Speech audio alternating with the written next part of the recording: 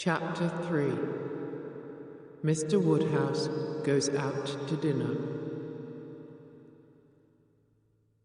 Another week passed, and Mr. Elton still had not proposed to Harriet.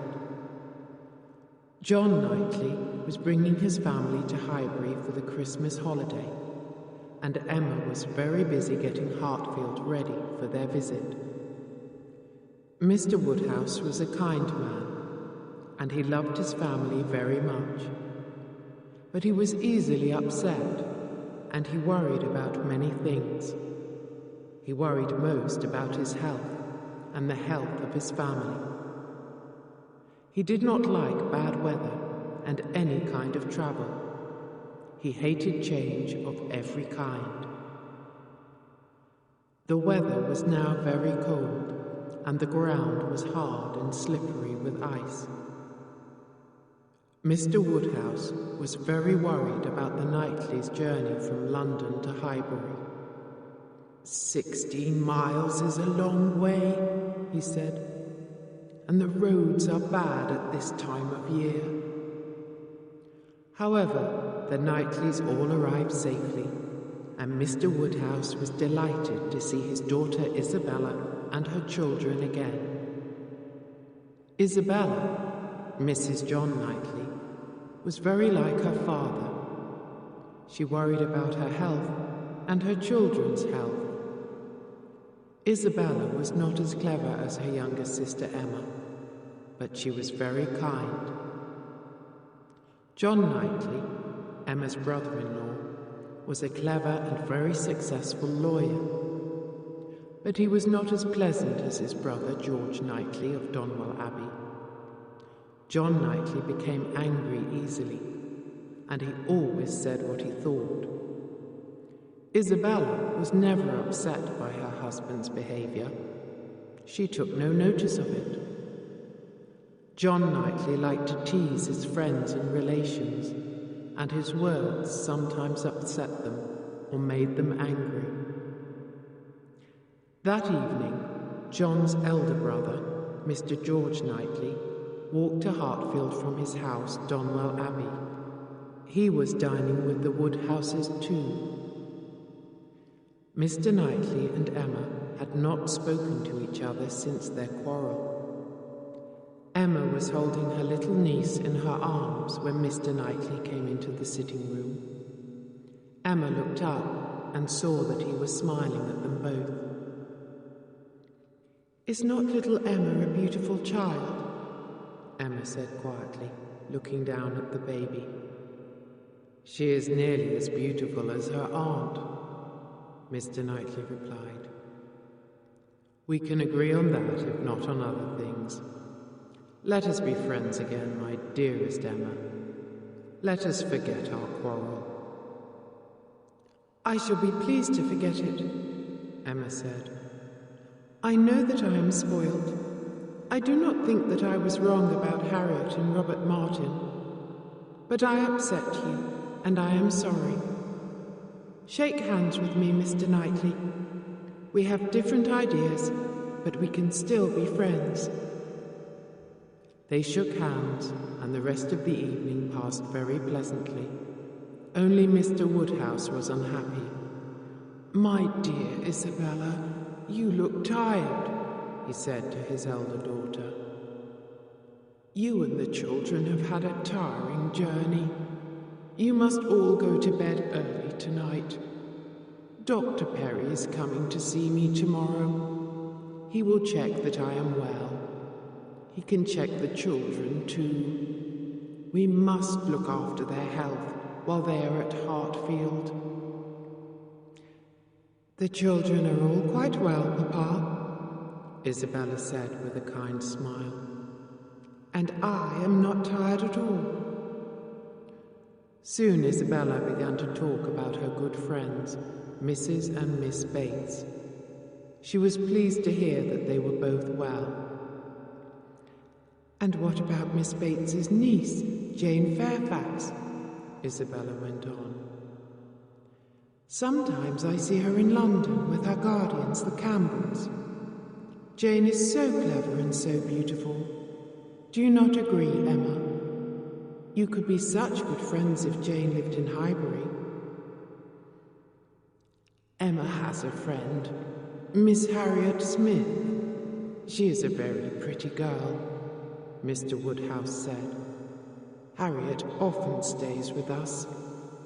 You will see her here very soon. Time passed quickly and happily at Hartfield. Emma, Mr. Woodhouse, Mr. Knightley, and Isabella and John Knightley were invited to dine with the Westons at Randalls on the 24th of December, Christmas Eve.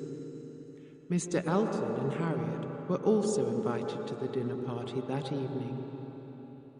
Harriet had been staying at Hartfield, but then she caught a very bad cold. Isabella was afraid that her children would become ill too, so Harriet went back to the school where Mrs. Goddard could look after her. Emma went to see Harriet on the morning of the 24th of December. The poor girl had a sore throat, and her face was very pale. "You cannot come to Randalls tonight. You are too ill," Emma said.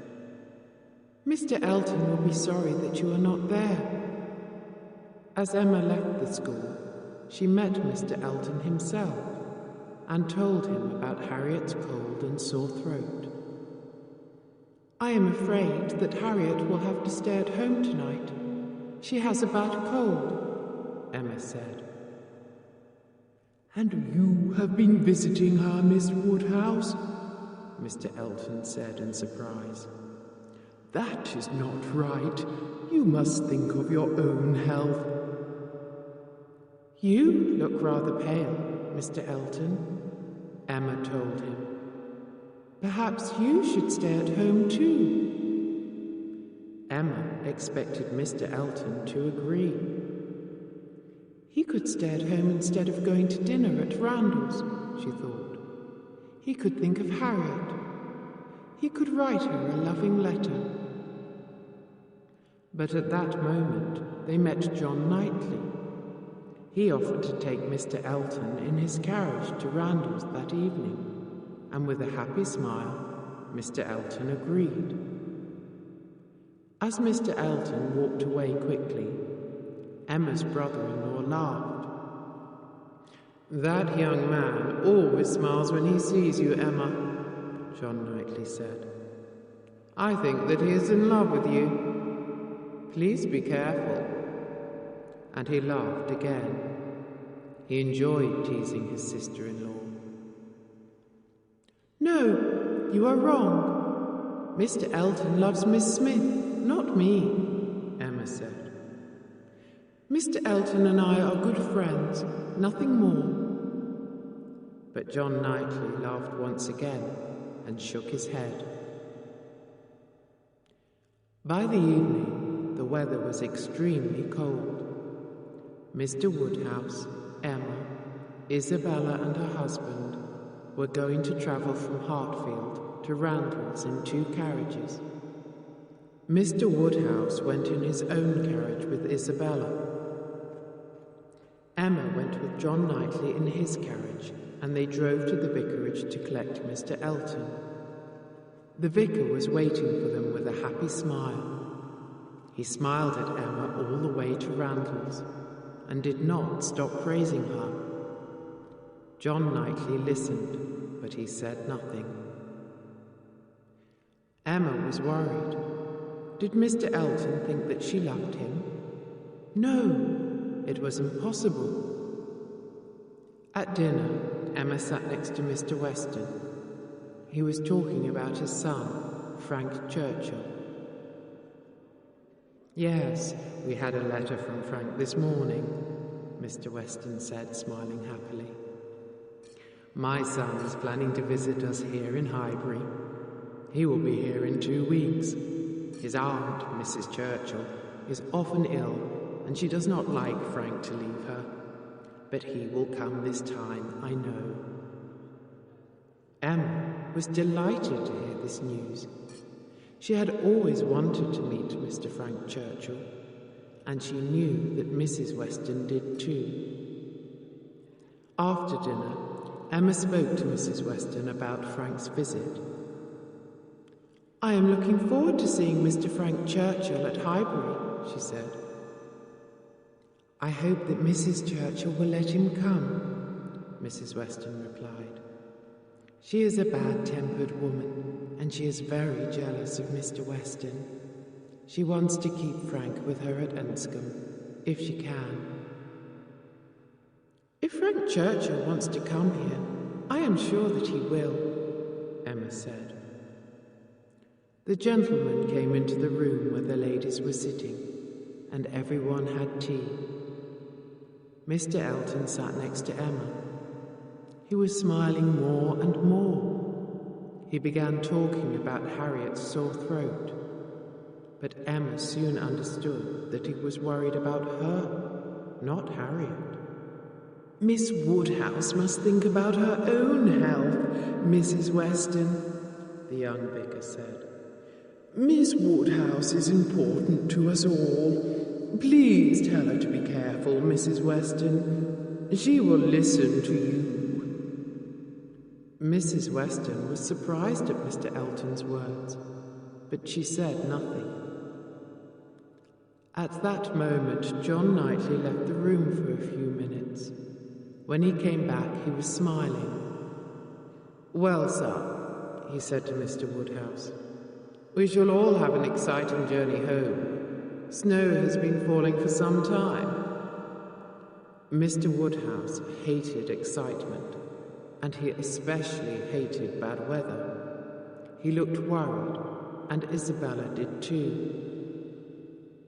"My poor children," she cried.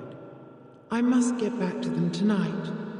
Will the carriages be able to travel through the snow on the road?"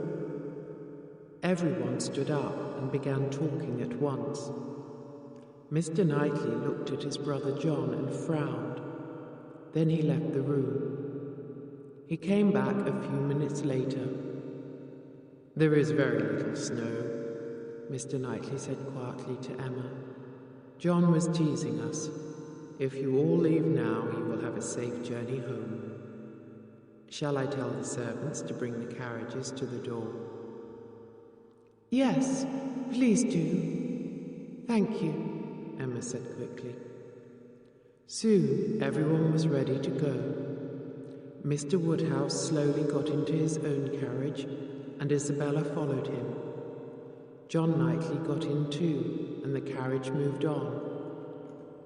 Emma got into the second carriage, and she was followed by Mr. Elton, who sat beside her. They were alone. Then Emma saw that Mr. Elton had been drinking too much of Mr. Weston's good wine. As the carriage began to move, Mr. Elton took Emma's hand and held it in his own. "My dear Miss Woodhouse," he cried, "I cannot hide my feelings any longer.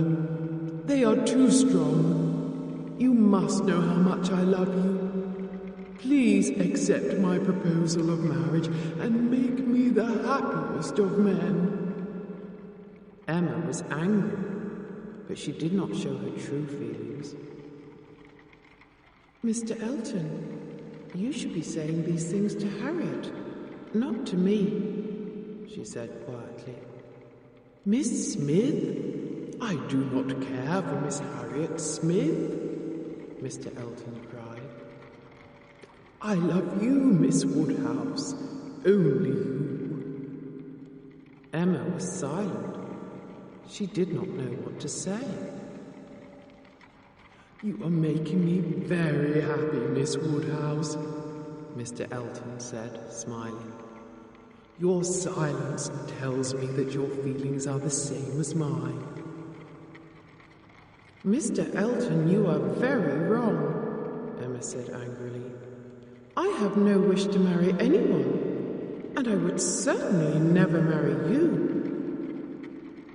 They sat silently until they reached the vicarage. Mr. Elton got out of the carriage without saying another word, and Emma was taken home to Hartfield. She did not sleep well that night. She had been very wrong about Mr. Elton. He had never loved Harriet Smith. "That silly young man thinks that he is my equal," Emma thought. "I cannot believe it. Mr. Knightley and his brother John were right about Mr. Elton, and I was wrong." Then Emma thought again about Harriet. Her friend would soon have to be told the truth. Mr. Elton had never loved the poor girl. But Emma was still sure of one thing. She was glad that Harriet had refused to marry Mr. Martin. The pretty girl could make a better match than the young farmer.